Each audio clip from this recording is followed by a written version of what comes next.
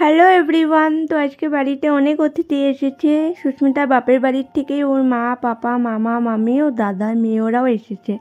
আর আসার সময় লিভির জন্য এখানে ড্রেসও নিয়ে এসেছিল। মামি ওরাও এনেছিল, আবার ওদের বাড়ির থেকেও এনেছিল। আর এই যে বাচ্চা পার্টি, ওরা তিনজন এখানে বসে খেতে ছিল আর সবাইকে হাইও করে দিয়েছে। আর আজকে লাঞ্চে হয়েছিল সালাদ, মিষ্টি কুমড়ো ভাজা, ফুলকপি আলু দিয়ে মাছের তরকারি, মাছের তেল ছিল, লাউ চিংড়ি আর পনিরের তরকারি আর শিম আলু দিয়ে শুকনা মাছের তরকারি আর ডালও ছিল।